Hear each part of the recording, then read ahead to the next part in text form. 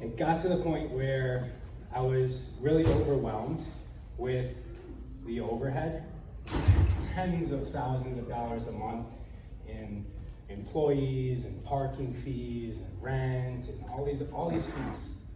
And I did it for 10 years, and I was just getting really stressed out to the point where I actually couldn't sleep, aggravated. I was just an a-hole to everybody, like literally everybody.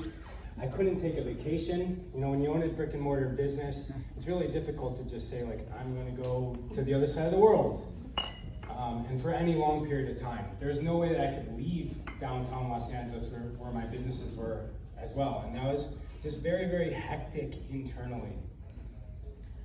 And the thing that I really didn't like it the most was my employees. They all became my friends, but they all had this slight resentment towards me because they would never ever be able to make the amount of money that I was making as the boss, as the person that, you know, I was my house, and there's always this like challenge from all these young men towards me, and it was at some point I just shut down the business, and I was just coasting through life, and I was actually homeless.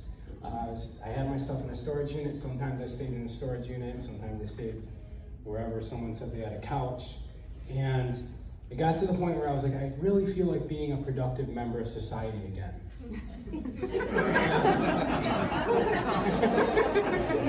It was like, and it was this. This is what I found.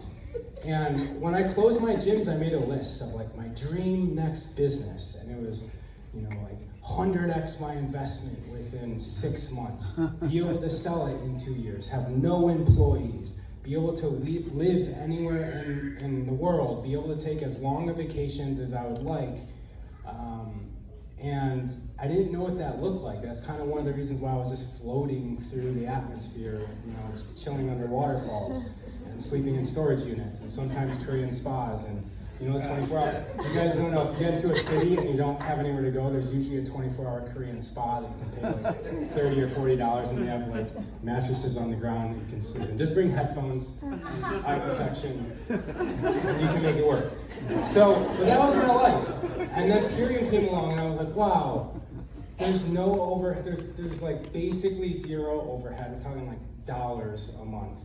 And there's no employees. I actually get to partner with people, find people that are on similar journeys, that care about the health of this planet. They see the value in food, they see the value in full spectrum human beings. And I get to empower them and teach them leadership development, teach them the skill of, you know, setting a vision and making it happen. And within that, they can actually create wealth greater than I even know. You know, like that's possible with this business. And also live anywhere I want. If life happens, life has happened to me. You know, I've been doing this for 6 years. There's been times where life happens. And when life happens as an employee, you take a weekend off. When life happens with this, like sometimes you can take 4 months and take care of life. And this business is still running. And for me, that's really important as a business owner, because when I owned my gyms, that wasn't the case. So the gym really owned me, right?